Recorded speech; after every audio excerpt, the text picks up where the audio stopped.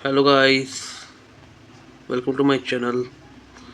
आज हम यहाँ पे आए हैं यूपीएससी की book list cum strategy discuss करने के लिए। स्ट्रेटजी किसके लिए? 2025 एग्ज़ाम के लिए। तो आज हम यहाँ डिस्कस करेंगे पूरी स्ट्रेटजी और बुक लिस्ट कि हमें क्या क्या स्टैंडर्ड सोर्स कवर करने चाहिए जिसके थ्रू हमारा प्री हो सके, ठीक है, और मेंस भी हो सके। तो हम शुरू करते हैं। तो पहले हम बात करेंगे हिस्ट्री की। हिस्ट्री के लिए जो बेस्ट बुक्स हैं वो ओल्ड एनसीईआरटी है, जो इनसे प्री निकल सकता है।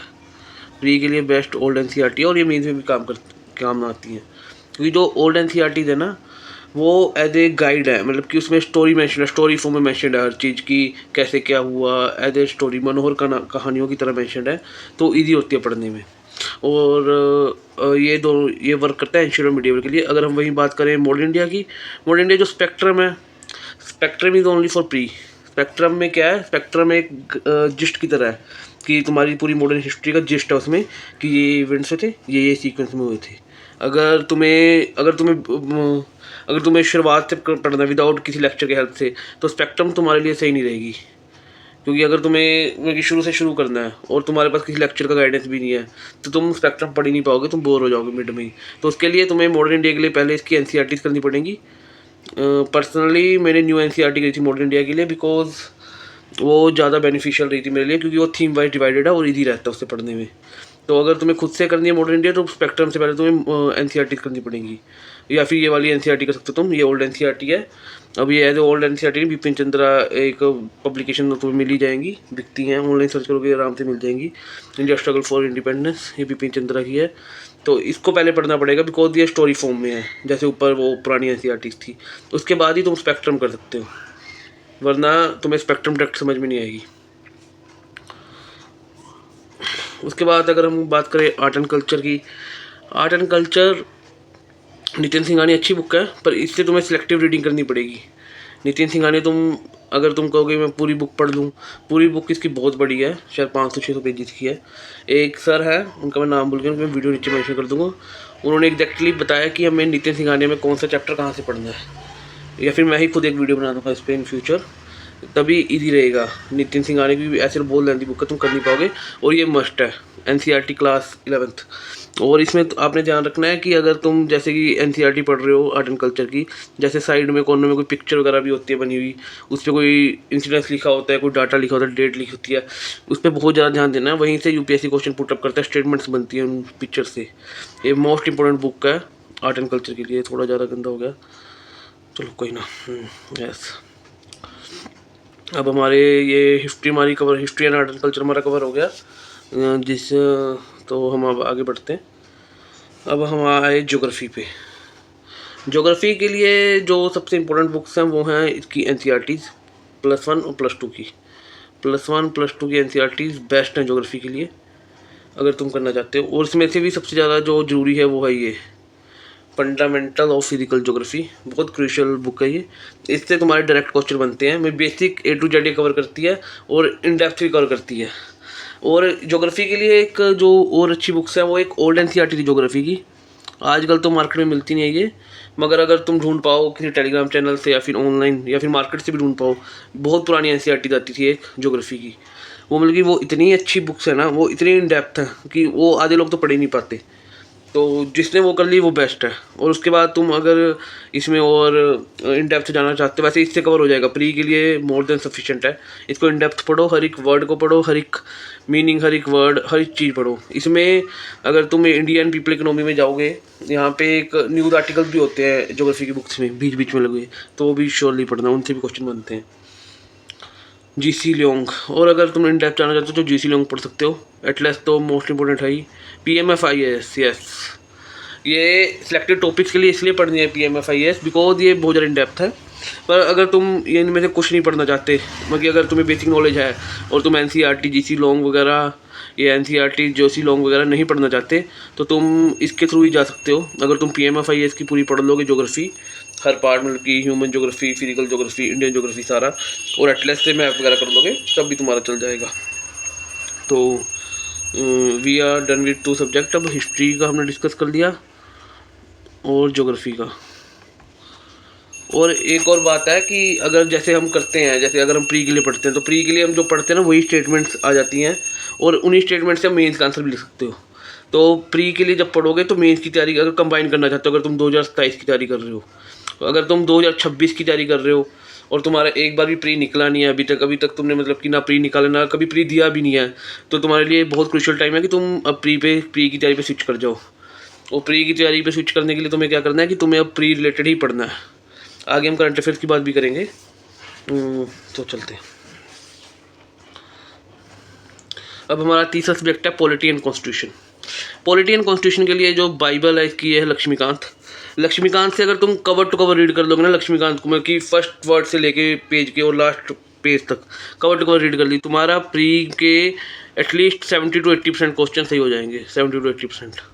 अगर तुमने लक्ष्मीकांत पूरी याद करनी तो बहुत मुश्किल है, पर तुमने एक बार रीडिंग भी दे ली, एक बार नहीं 4-5 बार रीडिंग दे ली ताकि तुम्हारे दिमाग में बैठने लग जाए।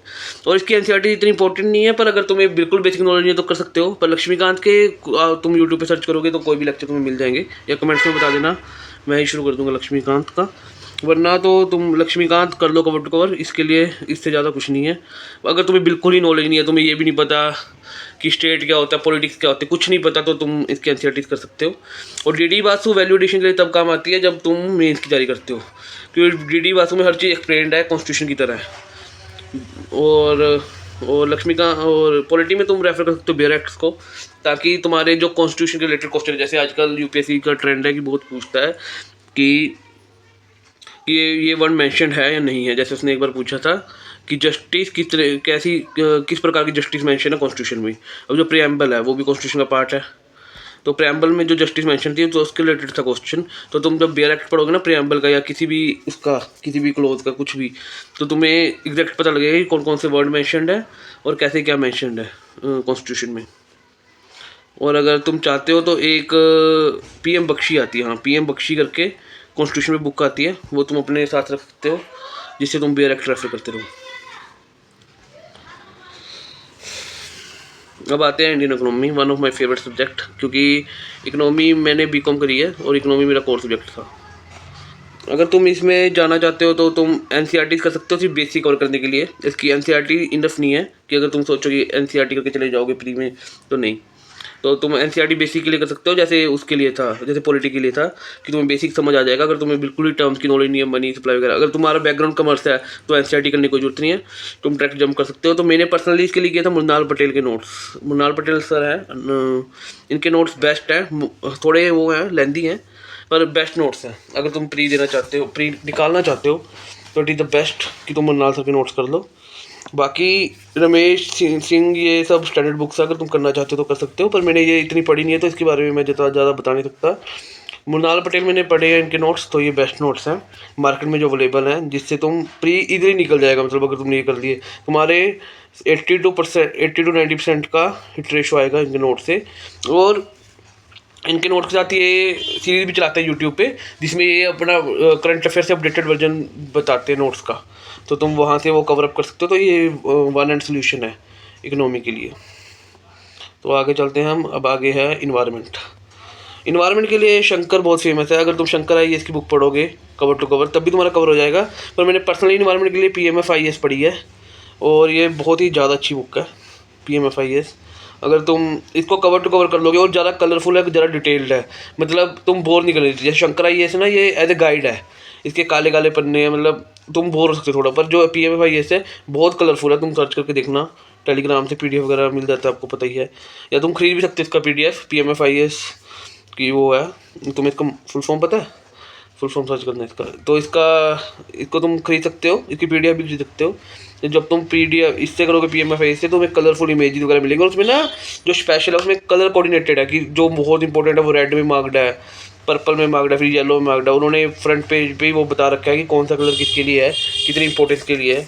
तो तुम PMF IAS से इन्वायरमेंट का कर सकते हो अगर तुम बोर नहीं होना चाहते हो। क्योंकि अगर तुम बोर नहीं होते बुक से तो तुम शंकर IAS से भी कर सकते हो, पर Shankar IAS little but boring है। और इसके करंट अफेयर के लिए तुम द हिंदू वगैरह का कर सकते हो। डाउन टू अर्थ बहुत लेंदी मैगजीन है, अब तुम पढ़ नहीं पाओगे कि तुम हर एक मैगजीन पढ़ रहे हो डाउन टू अर्थ की, वो इतना काम आती भी नहीं है। मतलब कि आती है, उससे क्वेश्चन आते हैं, पर 2 क्वेश्चन के लिए तुम पूरे साल की डाउन टू अर्थ नहीं पढ़ सकते ना। वो तुम्हारा दिमाग खा जाएगी। तो करंट अफेयर का सोल्यूशन भी मैं आगे जाकर बताऊँगा इसी वीडियो में, वेट करो। अब आगे हम साइंस एंड टेक पे। साइंस एंड टेक का ऐसा सच कोई बुक नहीं है। अगर जनरल साइंस करना चाहते हो, पीसीएस या एसएससी में काम आता है जनरल साइंस की, तुम फिजिक्स केमिस्ट्री बायो कर रहे हो तो तुम एनसीईआरटी कर सकते हो। बाकी साइंस एंड टेक सारा करंट अफेयर से अप्रोच करना पड़ेगा तुम्हें मोस्टली। विजन की बहुत अच्छी आती है मैगजीन, पीटी 365 भी अच्छी है, और अगर तुम इसकी मंथली मैगजीन कर रहे हो तो वो भी अच्छी है। तो ये साइंस एंड टेक तो ज़्यादातर या तो किसी कोचिंग के नोट से या फिर आपको करंट अफेयर से कवर करना पड़ेगा, वही अच्छा है। अगर तुम जनरल साइंस करना चाहते हो एसएससी या पीसीएस के लिए, पीसीएस में बहुत ज़्यादा पूछा जाता है, जैसे अभी पंजाब पीसीएस है 7 दिसंबर को, तो उसके लिए तुम कर सकते हो ये, उसके लिए तुम ये जनरल साइंस कर सकते हो। अभी एथिक्स जो अपना GS4 है, तुम सबको पता है ना कि अपना पेपर का पैटर्न क्या है। पहले प्री होता है, प्री में 2 एग्ज़ाम है, GS और CSET, और GS से कट ऑफ बनती है, और जो प्री निकालता है वो मेंस में जाता है। मेंस में फिर अप्रोक्सीमेटली 9 एग्ज़ाम है, GS 1, 2, 3, 4, 2 ऑप्शनल के, एक ऐसे का, एक इंग्लिश का। तो GS4 में जो होता है वो पूरा पेपर एथिक्स का होता है। ये अपना सिलेक्शन में बहुत ज़्यादा हेल्प करता है। पूरा 250 नंबर का पेपर है ये। अगर तुम 2027 के लिए प्रिपेयर कर रहे हो तो ठीक है, तुम 27 अभी एथिक्स और ऑप्शनल कंटिन्यू रख सकते हो। पर अगर तुम अभी 2026 वाला प्री देना चाहते हो तो इनको छोड़ो और प्री पे फोकस करो। और एथिक्स तो तुमको पता ही है, इसके लिए बेस्ट बुक लगती करनी है। बाकी अब करंट अफेयर्स, करंट अफेयर के लिए हम एक प्रोग्राम भी शुरू करने जा रहे हैं।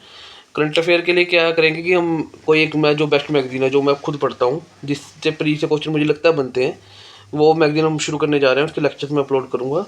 बाकी तुम ये भी कर सकते हो, newspaper the Hindu, Indian express भी पढ़ सकते हो। और ये तुम तभी पढ़ना अगर तुम शुरू से पढ़ रहे हो। अगर तुम अभी शुरू करोगे और तुम न्यूज़पेपर में 2.5 घंटे से ज़्यादा दे रहे हो तो तुम बहुत ज़्यादा टाइम वेस्ट करोगे। 2.5 घंटे भी तब अगर तुम फुली प्रिपेयर कर रहे हो, क्योंकि तुम कोई जॉब वगैरह नहीं करते।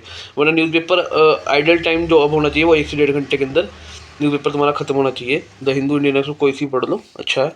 ये विजन की मैगजीन बहुत फेमस है और अच्छी भी है। इनसे 2015 में बहुत सारे क्वेश्चन आ गए थे, तो इसलिए थोड़ा सा आजकल इनको बैक स्टेप पे कर रखा है यूपीएससी ने, कि आजकल वो इनसे नहीं पूछ रहा ज़्यादा।